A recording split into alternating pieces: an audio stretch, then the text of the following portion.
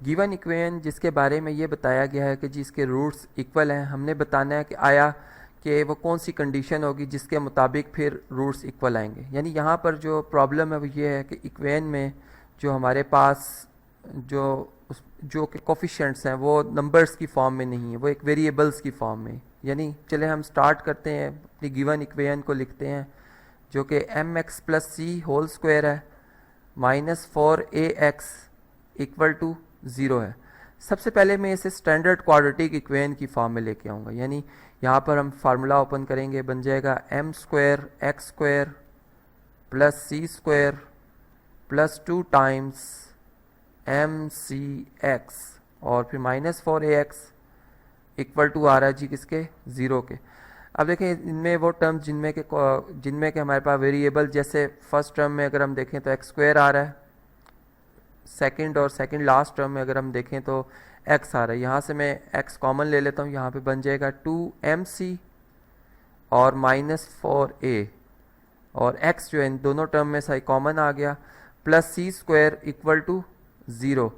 अब आप यूँ करेंगे कि जी हमारे पास जो क्वाड्रेटिक इक्वेशन की स्टैंडर्ड फॉर्म है ax square plus bx plus C equal to 0, इसके साथ इसको कंपेयर करेंगे। यानी यहाँ से a की वैल्यू आ रही है हमारे पास m स्क्वायर, इसको हम अलग कर लेते हैं। b की वैल्यू हमारे पास आ रही है 2mc माइनस 4a और c की वैल्यू जो है वो हमारे पास यानी कांस्टेंट टर्म जो है इसमें c स्क्वायर है। अब हम डिस्क्रिमिनेंट जो कि हमें जिस से बताया गया कि रूट्स इक्वल हैं, तो जारी बात है कि फिर डिस्क्रिमिनेंट 0 के इक्वल है और उसका formula B square minus 4ac ये इक्वल टू 0 आ रहा है। अब अगर मैं इनमें a b और c की वैल्यू सब्स्टिट्यूट कर लेता हूँ, जैसे b हमारे पास है जी 2mc minus 4a whole square minus 4a की वैल्यू क्या जी m स्क्वायर और c की वैल्यू हमारे पास है c स्क्वायर इक्वल टू 0।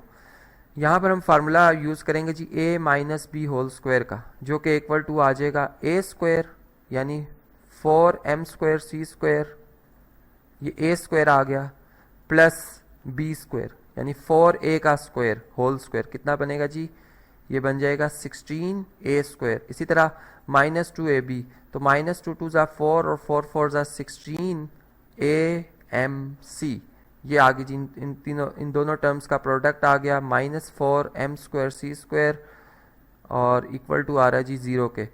अब अगर आप देखें तो इसमें 4m स्क्वायर सी स्क्वायर नेगेटिव साइन के साथ इसके साथ कैंसिल हो रहा है।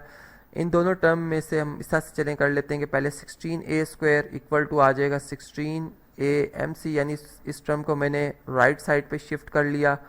और अब अगर हम कांस्टेंट से बोथ साइड पर डिवाइड कर लेते हैं, यानी यहाँ पर हमारे पास 16a जो है, अगर मैं 16a से बोथ साइड पर डिवाइड कर लेता हूँ तो ये जो हमारे पास है 16 से कैंसिल हो जाएगा, a स्क्वायर से, तो यहाँ भी 16a से कैंसिल हो जाएगा। a की वैल्यू जो हमारे पास आ रही है वो mc आ रही है।